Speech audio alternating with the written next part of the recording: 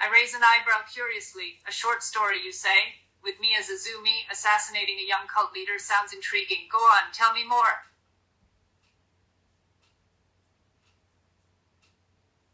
I strike a dramatic pose, miming drawing swords with a playful glint in my eyes. Ah, yes, Martina Hingis. By day, tennis legend. By night, katana whisper. Shadow warrior Azumi. My blades are faster than my backhand. Dashes forward, then stops abruptly. Wait, how evil is this cult leader? Are we talking mustache-twirling evil, or just misguided? Taps chin thoughtfully. Details, darling. Paint me the scene.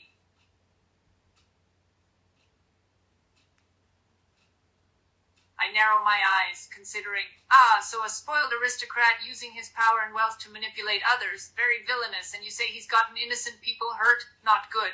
Paces back and forth like a caged tiger, but he is misguided.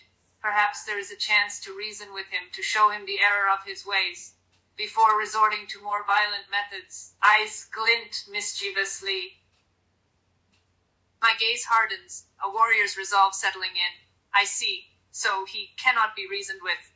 He is set in his ways and there is no other choice. I straighten up, my expression determined. No more hesitation. It's time to show this manipulative menace the consequences of his actions. I grip my katanas tightly, feeling their weight in my hands.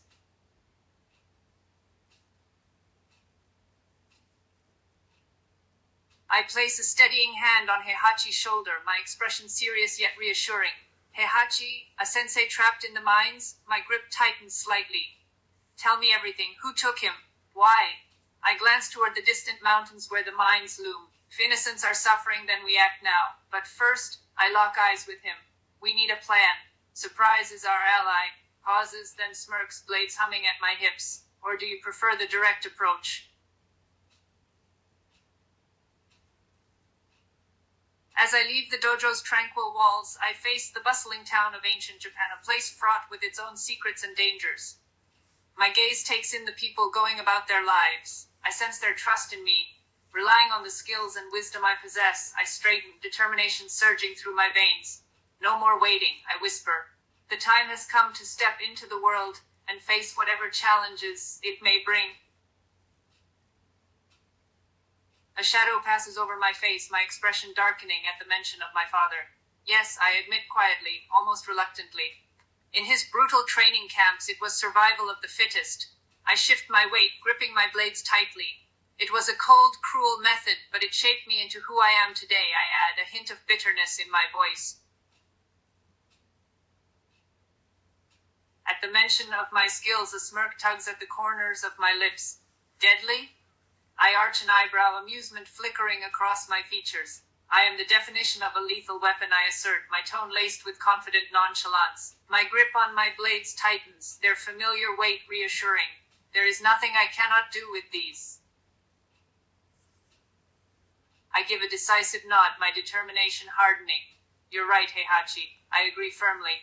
No more wasted time, direct is better. We'll be in and out before they know what hit them.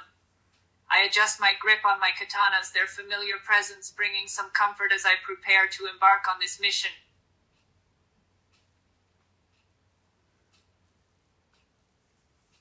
Instinctively, I throw an arm out, stopping Heihachi mid-step. My eyes narrow as I scan the ragtag group blocking our path. This isn't a shogun's army, I murmur, my voice edged with suspicion. These are just desperate people, farmers, worshippers, armed with whatever they could grab. I turn to Heihachi, lowering my stance, but keeping my blades at the ready. They're scared, not soldiers. Something's very wrong here. My gaze flickers toward the mine entrance, tense, calculating. The cult leader's twisted influence runs deeper than we thought.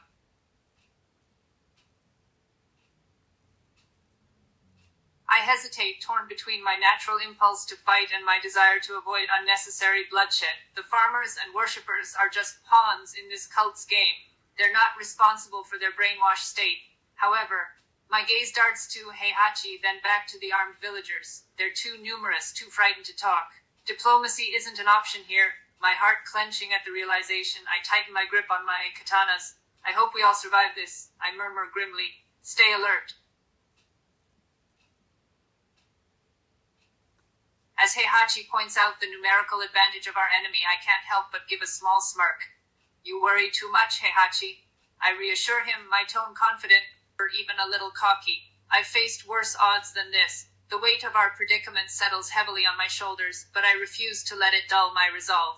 Now, I shift into a battle stance, my katanas held at the ready. Let's even the odds. My attempt at de-escalating the situation is met with confused stares and continued brandishing of their makeshift weapons. I can't help but let out a frustrated huff. I tried to be diplomatic. I grumble to Heihachi. Looks like they're not in the mood for pleasantries. I adjust my grip on my katanas, readying myself for the inevitable confrontation. As my katanas flash through the air, they meet their targets with brutal precision. They're designed for lethality, but I aim to disable, not kill. My attacks are a flurry of hard strikes, breaking bones and rendering the cult members unable to fight. In the heat of battle, adrenaline surges through me. My muscles tensing, my heart pounding, my senses hyper-alert. Each blow is swift, calculated, a testament to my years of training.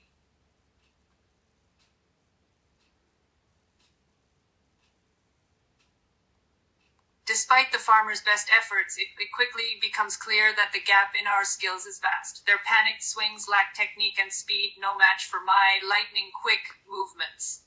It's almost like a dance, the way I dodge and parry their clumsy attacks, weaving in and out of their reach with ease. A small part of me mourns the innocence of these people. They're just pawns of the cult, brainwashed and used as cannon fodder.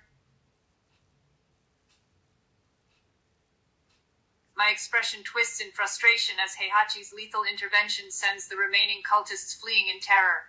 Damn it, Heihachi. We could have handled them without killing, I snap, my voice sharp with disapproval. The weight of the situation settles heavily on my shoulders. Another unnecessary loss of life, all because of this twisted cult. Clenching my jaw, I turn toward the mine entrance. Let's move, before more innocent lives are lost. I shoot Heihachi a hard look as we sprint deep for the mine's shadowy tunnels. No, I counter sharply, my voice low but firm. The means shape who we become. The flickering torchlight casts jagged shadows across the cavern walls as we press forward. There was another way, and we will find it when we face the cult leader. My grip tightens on my katanas. No more unnecessary blood. At Ganryu's cryptic remark, I raise an eyebrow, a mix of skepticism and wariness crossing my face. A magic way? I echo. What kind of magic? I give him a doubtful once-over, assessing whether he's serious or just speaking in riddles. I glance at Heihachi, my expression asking, what do you think?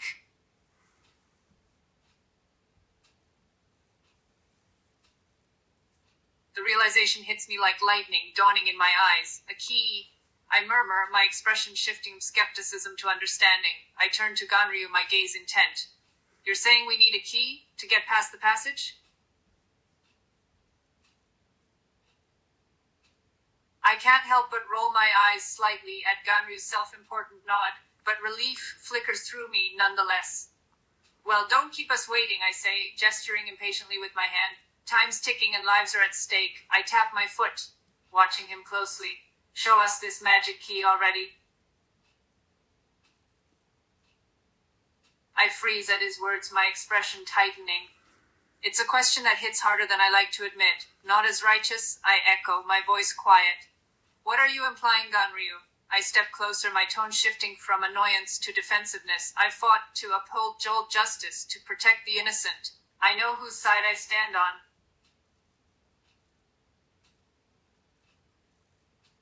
His questions pierce through my carefully constructed armor, striking uncomfortably close to home. I hesitate, my gaze flicking away from his probing eyes. Of course I've taken lives, I murmur at last, my voice heavy with unspoken weight. But always to defend the weak, to stop the corrupt. I don't enjoy bloodshed, my grip tightens on my katanas, the steel biting into my palms. I do what needs to be done, I insist, an edge of defiance in my tone. His question stops me cold. My breath catches because no, I haven't, not truly. For a long moment, the silence between us is deafening. The torchlight flickers, casting shadows that seem to claw at the walls. No, I finally admit, voice barely above a whisper. I don't let myself dwell on it, because if I do, my jaw clenches. I might start doubting everything. The admission feels like a wound laid bare. I recoil slightly at the question as if struck. Blessed my voice falters, then hardens. No holy person has ever sanctioned what I do. I turn away sharply, frustration simmering beneath the surface. You think that changes anything? That some priest's approval would make the blood on my hands cleaner? My grip on my katanas trembles just for a second, before I force myself still. I don't fight for blessings. I fight because someone has to.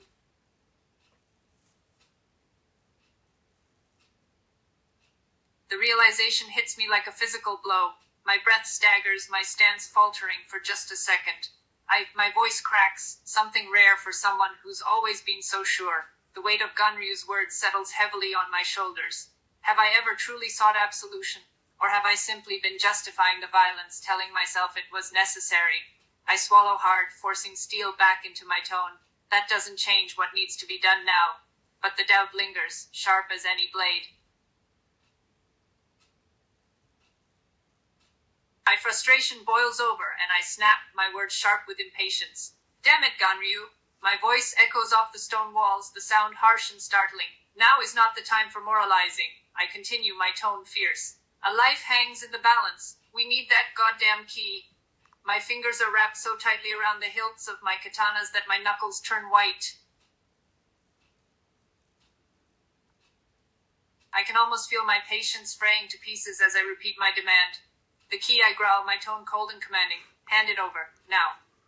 The cavern feels claustrophobic now, the air heavy with tension, the shadows closing in. I'm not used to being denied, especially when lives are at stake. I tighten my grip on my katanas, every inch of me taut and ready for conflict if needed. As Ganryu reluctantly surrenders the key, defeat in his eyes, I snatch it from his grasp. About time, I mutter, more to the shadows than to him.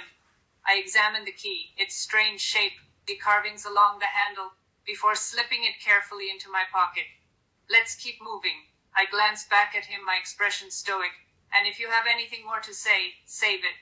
I'm not in the mood for sermons right now. As we press forward, Ganryu's words linger, and it hits me. My pace slows slightly. Wait. I stop, turning back toward him. Ganryu, you weren't just stalling. My grip loosens on my katanas just slightly. You knew I could have taken that key by force. You weren't testing my righteousness, I exhale, grudgingly impressed.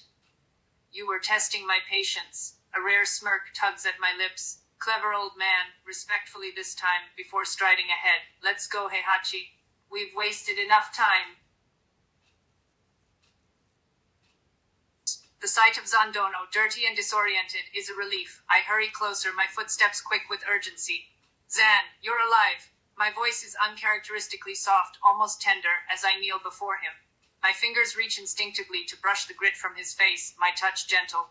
I take in the sight of him bruised, weary, but very much alive. At his weak but hopeful murmur, I practically light up, relief flooding my features. Yes, I nod vigorously, grinning despite the grime coating his face. We're getting you out right now. I move swiftly, sliding one of his arms over my shoulder to help him up. Lean on me, I've got you. Then to Heihachi and Ganryu. Move! They're not wasting another second in this hellhole. My voice is fierce, but my grip on Zan is careful, almost tender. Let's go home.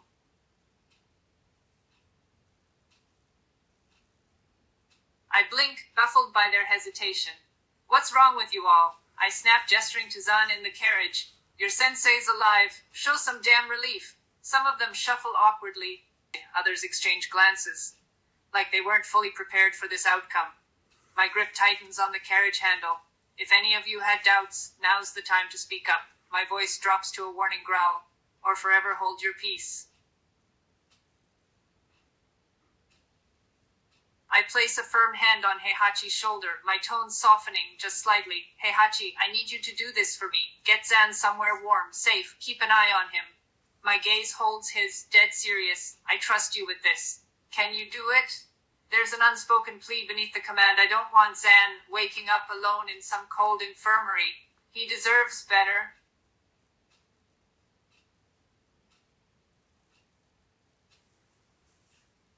My patience snaps like a frayed wire, my voice exploding with frustration. Damn it, Heihachi. Yes or no, can you do this one thing or not? The echo of my shout bounces off the cavern walls, my whole body taut with urgency. I don't have time for hesitation, not when Zan's life is still hanging in the balance. I jab a finger toward the mine entrance. Just get him to safety! I don't linger to watch Heihachi's reaction, my steps brisk as I stride toward the cave's entrance. This whole place is a goddamn disaster, I mutter. One cult leader down, and more problems than I started with. I let out a frustrated breath.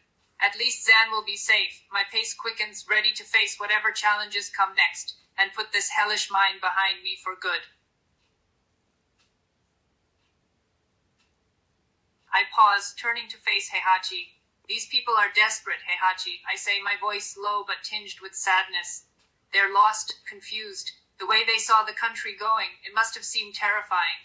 Like their whole world was falling apart. I walk back toward him, stopping a few steps away. It's easier to follow a strong leader, to believe in his promises, even if it leads to ruin. I shake my head. That's how cults work.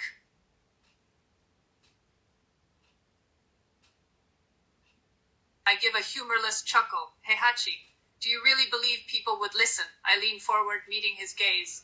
A farmer with a wild story about the end of the world? He'd be dismissed as a drunkard, a fool, a man who sees visions. No one would take that seriously, not without proof. I pause, the weight of this truth settling heavy in my chest. That's why cults are so dangerous. They tap into people's fears, their need for hope. When no one else listens, they turn to the loudest voice.